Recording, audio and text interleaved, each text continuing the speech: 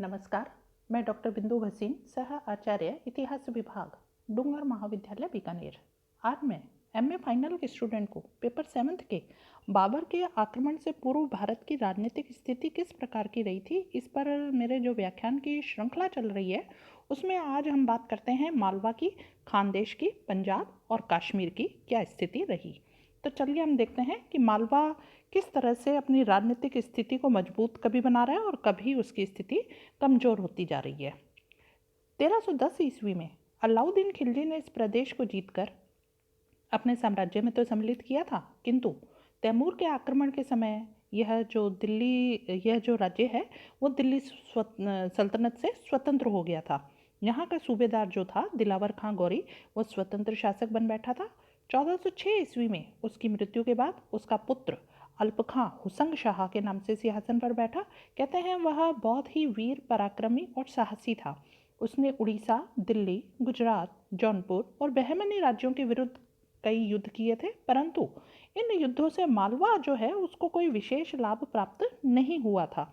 1435 ईस्वी में उसकी मृत्यु के बाद उसका पुत्र गाजी खां मोहम्मद शाह के नाम से सिंहासन पर बैठा था, लेकिन कहते हैं वह अयोग्य निकला और अगले ही वर्ष उसके वजीर महमूद खां ने उसे पदच्युत करके सिंहासन हथिया लिया था। नए सुल्तान को भी गुजरात, दिल्ली, बहमनी और मेवाड़ के विरुद्ध युद्ध लड़ने पड़े थे। परिणाम क्या निकला कि उसके राज्य की जो सीमाएं हैं वो दक्षिण में सतपुड़ा, पश्चिम में गुजरात की सीमाओं तक और पूर्व में बुंदेलखंड और उत्तर में मेवाड़ और बूंदी तक जा पहुंची थी। उसकी मृत्यु के बाद उसका पुत्र 1469 ईस्वी में ग्यासुद्दीन के नाम से सिंहासन पर बैठा था और 1500 ईस्वी में उसी के लड़के नासिरुद्दीन ने उसे जहर देकर मार डाला और सिंहासन पर अपना अधिकार कर लिया था। कहते हैं यह जो था शासक व्यभिचारी था, प्रजा पीड़क शासक ये निकला था। 1510 ईस्वी में एक दिन कहते हैं मदिरा के नशे में वह झील में गिरा और उसकी मृत्यु हो गई।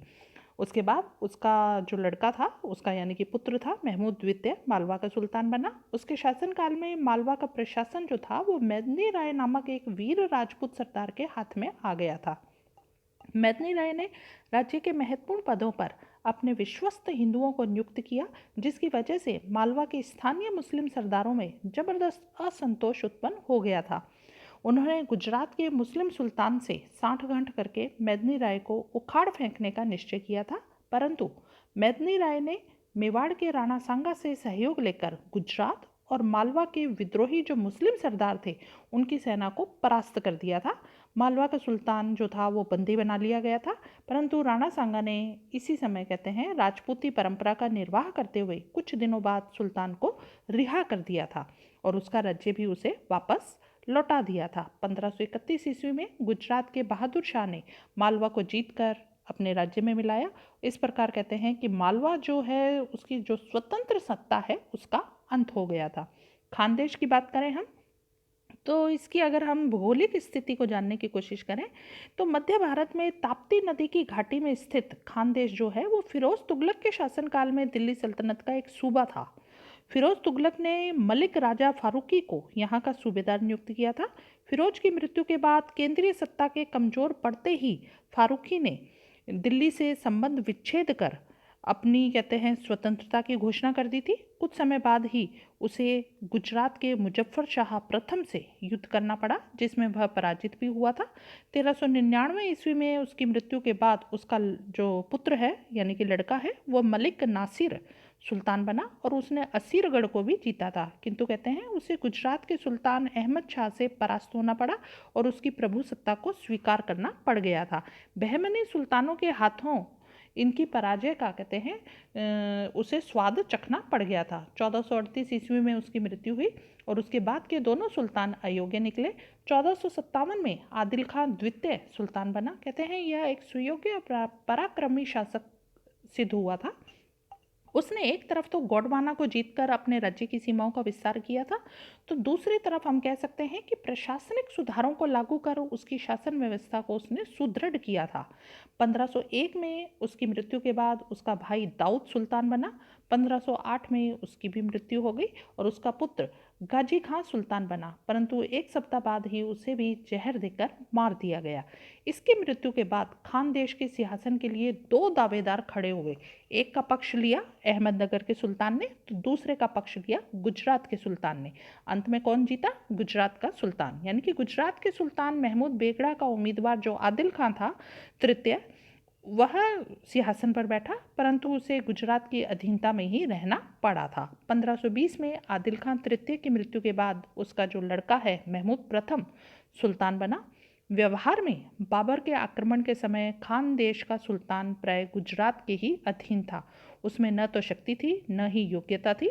डॉक्टर आशीर्वादी श्रीवास्तव लिखते हैं कि दिल्ली से दूर होने और इनकी आंतरिक स्थिति भी ठीक न होने के कारण इस युग की राजनीति में खानदेश का कोई महत्वपूर्ण भाग नहीं रहा था। अब हम देखते हैं कि पंजाब की क्या स्थिति रही है। पंजाब प्रदेश यद्यपि दिल्ली सल्तनत का एक सूबा था, परंतु सल्तनत की केंद्रीय सत्ता की निर्बलता का लाभ उठाते हुए यहाँ का सूबेदार दौलत खां लोधी अपनी स्वतंत्र सत्ता की स्थापना का सपना देखने लग गया था। परिणाम क्या निकला?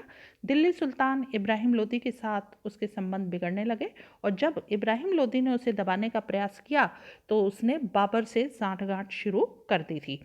उसने बाबर को भारत पर आक्रमण करने के लिए भी आमंत्रित किया था। दौलत खां का विचार था कि बाबर की शक्ति से भयभीत होकर सुल्तान इब्राहिम उसे पंजाब का स्वतंत्र शासक मान लेगा, लेकिन दौलत खां की इस जो कहते हैं गलत धारणा जो थी उससे उसका स्वयं का और सल्तनत का अस्तित्व ही समाप्त हो गया था। अब कश्मीर की बात करें तो 1399 ईस्वी में यहाँ के हिंदू शासक रायचंद की उसके मंत्री शाह मिर्जा ने हत्या कर राज्य पर अपना प्रभुत्व स्थापित किया था। 1420 ईस्वी में जैनुल आबदीन नामक इसी वंश का शासक हुआ, जो बड़ा ही कहते हैं उदार और धर्म सहिष्णु शासक था। उसके मुसलमान जो बादशाह और हिंदू राजा, इन दोनों के साथ ही उसके अच्छे संबंध थे। उसने जो घृणित जजिया कर था उसको भी हटा दिया, गौवध को निषेध कर दिया। वह कश्मीरी, फारसी, हिंदी, तिब्बती भाषाओं का भी विद्वान था। उसने महाभारत और रास तरंगिणी का फारसी में भी अनुवाद किया।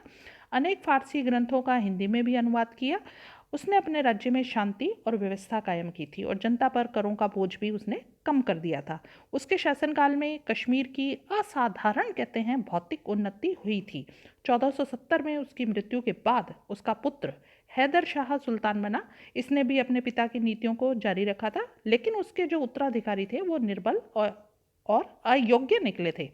परिणाम क्या निकला कि कश्मीर में अराजकता फैल गई और मुस्लिम सरदार अनेक गुटों में बट गए।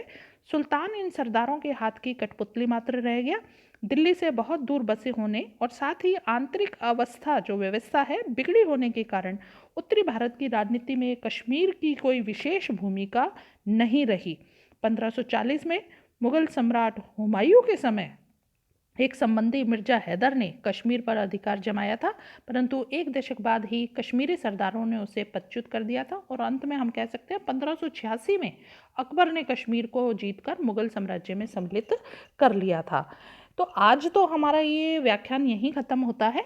अगले व्याख्यान में हम सिंध और मुल्तान, राजपूताना में हम स्थिति देखेंगे मेवाड़ की क्या रही, जोधपुर यानी कि मारवाड़ की क्या रही और आमेर यानी कि जयपुर की क्या रही। धन्यवाद।